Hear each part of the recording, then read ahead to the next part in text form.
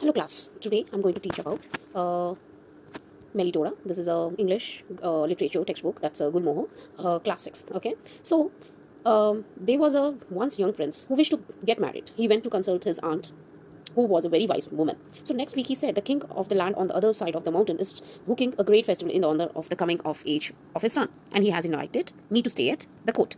So here's a king who wants to get married. ठीक है, एक जो यंग जो प्रिंस होते हैं उसको शादी करने की इच्छा हुई और वो एक अपनी आंट के घर लाइक कंसल्ट करने के लिए गए कि मैं किस वुमन से शादी करूं।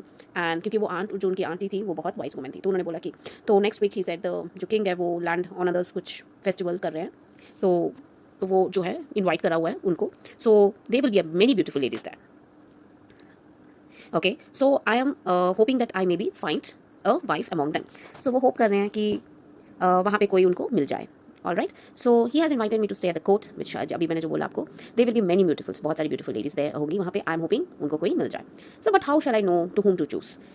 सो you welcome to have my advice said his aunt. Okay, उनकी आंटी ने बोला thank you, you welcome, I mean कि आपने मेरे से पूछा कि आपको कैसी लड़की चाहिए, तो उन्होंने लिख बोला choose a girl who loves with other cries when other love, you will not go for wrong. मतलब ऐसी लड़की चूज़ करो जो हंसते हैं, मतलब जब दूसरे रोते हैं वो हंसती हैं, ओके, और जब दूसरे हंसते हैं और तब वो रोती हैं, तो तुम कभी भी रॉन्ग नहीं हो गया अगर तुम ऐसी कोई लड़की चूज़ करते हो तो।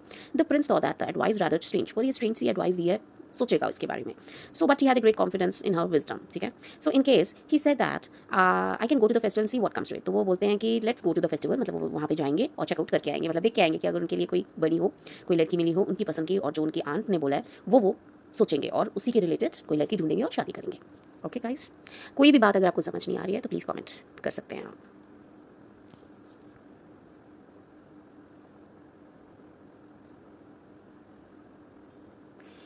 जो they were many lovely ladies, वो फेस्टिवल में जाते हैं and then they saw that on the second day picnic went to take place a woodland glade some way from the palace, the road was rough and very muddy. तो कोई picnic के लिए गए, वहाँ पे बहुत सारी लाइक रफ रोड थी और बहुत मडी थी। The Prince and the night road on the horse back, the ladies travel in the carriages.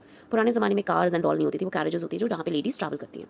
तो but the horse of the one of the carriage become unmanageable, एक जो horse था वो बेचारा अनमैनेजेबल हो गया, उसको स्टक हो गया वो मडी में बिकॉज ऑफ रफनेस। तो जो कैरेज होती है, जो उनकी गाड़ी होती है वो गिर जाती है, 6 की 6 लड़कियाँ गिर जाती है वो मड में। डिच मतलब वही जो एक गड्ढा टाइप होता है ना, उसके अंदर साइड में एक रोड में वो गिर जाते हैं। So it was a rather deep ditch, there was a water at the bottom of it, so that it was a quite business getting them all out throughout. Fortunately, none of them was seriously hurt. The prince happened to riding up beside the carriage, and he helped the weeping ladies one by one to a seat on a bank. They present a sorry spectacle with their pretty frock on a muddy and their pretty hats all one side. तो basically Prince ने देखा कि वो सब गिर गई हैं, 6 की 6 लड़कियां, तो उनको हेल्प करते हैं सॉरी, एक बाय एक उनकी सारी ड्रेसेस खराब हो जाती है। यहाँ पे स्पेक्टिकल का मतलब ये कि the side that attracts attention because of being unusual, interesting और इवन रिडिकुलस। मतलब उनको उनकी पूरी फ्रॉक्स जो भी उन्होंने पहना होता है वो बहुत